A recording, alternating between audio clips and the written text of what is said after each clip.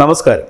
Village news web ടിവിയിലേക്ക് ഏവർക്കും സ്വാഗതം. ജീവിതത്തിൽ സത്യസന്ധമായി രാഷ്ട്രീയ പ്രവർത്തനം നടത്താറുള്ള പലർക്കും സാമ്പത്തിക ബാധ്യതകളാണ് മിച്ചമായി ലഭിക്കാറുള്ളത്. 2016 അന്തരിച്ച ചെങ്ങന്നൂർ MLA രാമചന്ദ്രൻ നായരുടെ കാര്യം നമുക്കറിയാം. അദ്ദേഹം മരിച്ചു കഴിഞ്ഞപ്പോൾ ഏറെ സാമ്പത്തിക ബാധ്യതകളാണ് അദ്ദേഹത്തിൻ്റെ കുടുംബത്തിൻ്റെ തലയിൽ വന്നത്. തുടർന്ന് മുഖ്യമന്ത്രിയായ പിണറായി വിജയൻ സംസ്ഥാനത്തിൻ്റെ ദുരിതാശ്വാസ ഫണ്ടിൽ നിന്ന് പണമെടുത്ത് ആ കുടുംബത്തിൻ്റെ സാമ്പത്തിക ബാധ്യത തീർത്തത് ഒരു ചരിത്രം. അതിലെ ശരിതെറ്റുകളെ പറ്റിയല്ല ഇപ്പോൾ ചിന്തിക്കുന്നത്, മറിച്ച് സത്യസന്ധരായ ചില രാഷ്ട്രീയ നേതാക്കളുടെ ജീവിതാവശിഷ്ടത്തെ പറ്റിയാണ് ചിന്തിക്കുന്നത്. ഈ രീതിയിൽ രാഷ്ട്രീയ പ്രവർത്തനം നടത്തിയ ആളാണ് കൊട്ടാരക്കരയിലെ രശ്മി നായർ എന്ന് പറയപ്പെടുന്നു. 2021 തിരഞ്ഞെടുപ്പിൽ മന്ത്രി ബാലഗോപാലിനെതിരെ UDF സ്ഥാനാർത്ഥിയായി കൊട്ടാരക്കരയിൽ മത്സരിച്ച സ്ഥാനാർത്ഥിയായിരുന്നു രശ്മി നായർ. കേരള രാഷ്ട്രീയത്തിലെ കൊമ്പനായിരുന്ന R ബാലകൃഷ്ണപിള്ളയുടെ വേരറുത്ത് അവിടെ ജയിച്ച ഐഷ പോറ്റിയായിരുന്നു അതുവരെ അവിടെ MLA. ഐഷ പോറ്റി 3 തവണയാണ് അവിടെ ജയിച്ചത്. തുടർന്ന് പാർട്ടിയിലെ ടേം വ്യവസ്ഥ അനുസരിച്ച് ഐഷ പോറ്റിയെ മാറ്റി നിർത്തി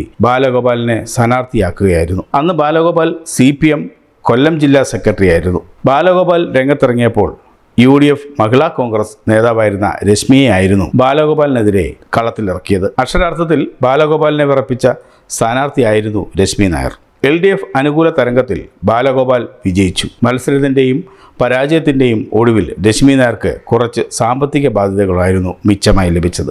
ഇത് രശ്മി നായർ പിന്നീട് പലതവണ പരിതപിച്ചിട്ടുണ്ട്. എങ്കിലും രശ്മി രാഷ്ട്രീയത്തിൽ നിന്ന് പിന്മാറിയില്ല. സജീവമായി തന്നെ കോൺഗ്രസിന് വേണ്ടി പ്രവർത്തിച്ചു കൊണ്ടിരുന്നു. ബാലഗോപാൽ വിജയിച്ചതിനെ തുടർന്ന് ഐഷ പോറ്റി പിന്നോക്കം തള്ളപ്പെട്ടു. ഇത് പല രാഷ്ട്രീയ പാർട്ടികളിലും കണ്ടുവരുന്ന ഒരു ഏർപ്പാടാണ്. പുതിയ നേതാക്കൾക്ക് പ്രാവീണ്യം ലഭിക്കുമ്പോൾ പഴയ നേതാക്കളെ അവഗണനയുടെ ചവിട്ടുകുറ്റിലേക്ക് തള്ളിയിടുക എന്നുള്ളത്. ഇതേ ആരോപണം ആലപ്പുഴയിൽ മുൻ മന്ത്രി G സുധാകരൻ മന്ത്രി സജി ചെറിയാനും MLA ആയ H സലാമിനുമെതിരെ ആരോപിച്ചിട്ടുള്ളതാണ്. എന്താണെങ്കിലും ഈ അവഗണന ഐഷ പോറ്റിയെ വേദനിപ്പിച്ചു.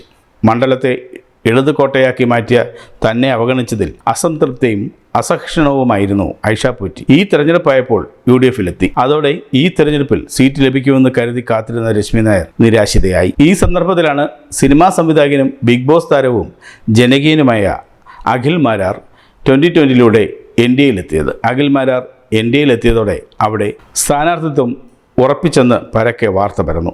ഇതോടെ LDF ക്യാമ്പ് അപകടം മണത്തു. ജനകീയനായ അഖിൽ മാരാർ സ്ഥാനാർത്ഥിയായാൽ ബാലഗോപാലിൻ്റെ വോട്ടുകളായിരിക്കും കവർന്നു തിന്നുകയെന്ന് അവർ തിരിച്ചറിഞ്ഞു. ഇവിടെയാണ് പുതിയ ഓപ്പറേഷന് LDF പ്ലാനിട്ടതെന്ന് പറയപ്പെടുന്നു. അതിൻ്റെ ചുമതല ഏൽപ്പിച്ചത് മന്ത്രിയുടെ ഉറ്റബന്ധുവും NSS നേതാവുമായ ക്വാറി വ്യവസായിയാണ്. ഇദ്ദേഹത്തിൻ്റെ ഓപ്പറേഷനാണ് രശ്മി നായരെ BJPയിൽ എത്തിച്ചതെന്ന് പറയപ്പെടുന്നു. കൊടിക്കുന്നിൽ സുരേഷ് MP ഇത് പല രീതിയിലും തടയാൻ ശ്രമിച്ചെങ്കിലും ഫലിച്ചില്ല. ഐഷ പോറ്റി UDFിലെത്തിയതോടെ തനിക്ക് സ്ഥാനാർത്ഥിത്വം ലഭിക്കില്ലെന്നുറപ്പിച്ച രശ്മി അസംതൃപ്തിയായിരുന്നു. ഒപ്പം ഭാരിച്ച സാമ്പത്തിക ബാധ്യതയും. ഈ അസംതൃപ്തിയാണ് വ്യവസായി മുതലെടുത്തതെന്നാണ് അറിവ്. BJP നേതൃത്വവുമായി കാര്യങ്ങളൊക്കെ സംസാരിച്ചതും രശ്മിയെ BJPയിലെത്തിക്കാൻ പരിശ്രമിച്ചതും മന്ത്രിയുടെ അറിവോടെ ഇദ്ദേഹമാണെന്നാണ് പറയപ്പെടുന്നത്. ഇതിലൂടെ CPM 2 നേട്ടങ്ങളാണ് ഉണ്ടാക്കിയിരിക്കുന്നത്. CPMൽ നിന്ന് ഐഷ പോറ്റിയെ അടർത്തിയതിനുള്ള തിരിച്ചടിയും UDF സ്ഥാനാർത്ഥിയാകേണ്ടിയിരുന്ന ആളെ പാർട്ടിയിൽ നിന്ന് തള്ളി പുറത്താക്കിയുമാണ് CPMനുണ്ടായ നേട്ടങ്ങൾ. ഇതോടെ രശ്മി BJP സ്ഥാനാർത്ഥിയാകുമെന്ന് പറഞ്ഞു കേൾക്കുന്നു. അങ്ങനെ വന്നാൽ രശ്മി അപഹരിക്കുക ഐഷ പോറ്റിക്ക് ലഭിക്കേണ്ട കോൺഗ്രസ് വോട്ടുകളായിരിക്കും. ഇത് ബാലഗോപാലിൻ്റെ വഴി സുഗമമാക്കുമെന്നാണ് CPM കണക്കുകൂട്ടൽ. ഇതോടെ അഖിൽ മാരാർക്ക് വേണ്ടി മറ്റൊരു നല്ല മണ്ഡലം തേടുന്നതായാണ് അറിവ്. കൂടുതൽ വാർത്തകൾക്കും വിശേഷങ്ങൾക്കുമായി village news web TV subscribe ചെയ്യുക, ലൈക്ക് ചെയ്യുക, ഒപ്പം കമന്റ് ആൻഡ് ഷെയർ കൂടി ചെയ്യുക.